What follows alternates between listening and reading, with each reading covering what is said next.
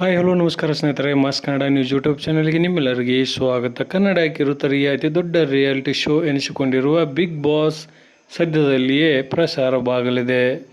ಕನ್ನಡದ big boss season 13 ಈ ವರ್ಷ ಅತಿ ಬೇಗನೆ ಪ್ರಸಾರವಾಗಲಿದ್ದು, ಕಲರ್ಸ್ ಕನ್ನಡ ವಾಹಿನಿಯ ಕೆಲವು ಧಾರಾವಾಹಿಗಳು ತಮ್ಮ ಕತೆಗೆ ವಿದಾಯವನ್ನು ಹೇಳಲಿವೆ.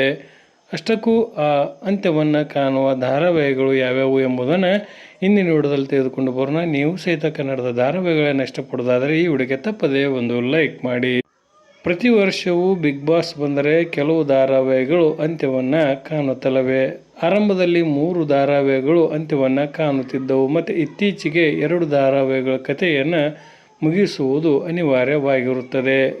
ಇದೀಗ ಕಲರ್ಸ್ ಕನ್ನಡ ವಾಹಿನಿಯಲ್ಲಿ ಸಾಕಷ್ಟು ಧಾರಾವಾಹಿಗಳು ಪ್ರಸಾರವಾಗುತ್ತಿದ್ದು, ಕಡಿಮೆ TRPಯನ್ನು ಪಡೆದುಕೊಳ್ಳುವ ಧಾರಾವಾಹಿಗಳು ತಮ್ಮ ಕತೆಗೆ ವಿದಾಯವನ್ನು ಹೇಳಲಿವೆ. ಅದರಲ್ಲಿ ಮೊದಲನೆಯದಾಗಿ ರಾಣಿ ಧಾರಾವಾಹಿಯು ಅತ್ಯಂತ ಕಡಿಮೆ TRPಯನ್ನು ಪಡೆದುಕೊಳ್ಳುತ್ತಿರುವ ಕಾರಣಕ್ಕಾಗಿ ಈ ಧಾರಾವಾಹಿಯು ಅಂತ್ಯವನ್ನು ಕಾಣಬಹುದಾಗಿದೆ. ಅದೇ ರೀತಿಯಾಗಿ ಭಾರ್ಗವಿ LLB ಧಾರಾವಾಹಿಯು ಸಹಿತ ಅಂತ್ಯವನ್ನು ಕಾಣುವ ಸಾಧ್ಯತೆ ಹೆಚ್ಚಾಗಿದೆ ಎಂದೇ ಹೇಳಬಹುದು.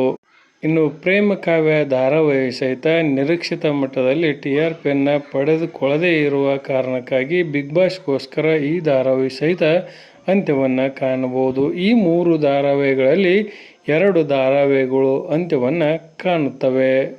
ನಿಮ್ಮ ಪ್ರಕಾರ ಯಾವ ಧಾರಾವಾಹಿಯು ಅಂತ್ಯವನ್ನು ಕಾಣಬೇಕು ಎಂಬುದನ್ನು ಕಮೆಂಟ್ ಬಾಕ್ಸಲ್ಲಿ ತಿಳಿಸಿ. ಧನ್ಯವಾದಗಳು, ನಮಸ್ಕಾರ.